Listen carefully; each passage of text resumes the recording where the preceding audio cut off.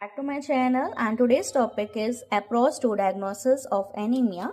First of all, what is anemia? Anemia means reduction in the concentration of circulating hemoglobin or oxygen carrying capacity of blood below the level that is expected for healthy person of same age and sex in the same environment. Simply, anaemia means reduction, जब भी कम हो जाता है haemoglobin या oxygen carrying capacity blood की कम हो जाती है तो उसको हम एनीमिया बोलते हैं। एनीमिया तब एग्जिट करता है जब हीमोग्लोबिन या पीसीवी का जो लेवल है वो कम हो जाता है। Okay, and this is a normal level of haemoglobin. Newborn में जो हीमोग्लोबिन है वो 13.6 से 19.6 होता है।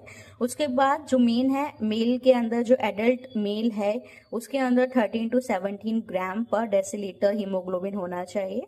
एडल्ट फीमेल अगर वो प्रेग्नेंट है तो 11 से 14 ग्राम पर डेसीलीटर, और adult female if it is non pregnant then it's 12 to 15 gram per decilitre. Okay, and children's जो 6 ईयर से लेके 12 ईयर तक हैं उनके अंदर 11.5 से लेके 15.5 ग्राम पर डेसीलीटर हीमोग्लोबिन होता है। ये वैल्यू वेरी कर सकती है little bit, lab to lab and books to book. Okay, अब नॉर्मल हीमोग्लोबिन लेवल डिपेंड करता है कि एज क्या है, ठीक है, सेक्स क्या है, मेल है कि फीमेल है, या वो किस इन्वायरमेंट में वो इंडिविजुअल रह रहा है। ठीक है, अब कैसे, how this is possible.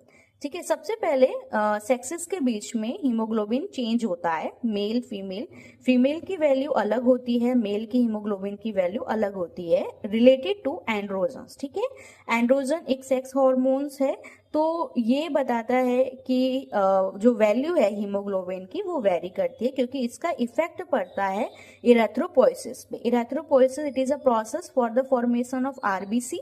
RBC के बनने की जो प्रोसेस होती है उस पर इफेक्ट पड़ता है एंड्रोजन हॉर्मोन्स का, इसलिए मेल और फीमेल का हीमोग्लोबिन होता है वो चेंज होता है।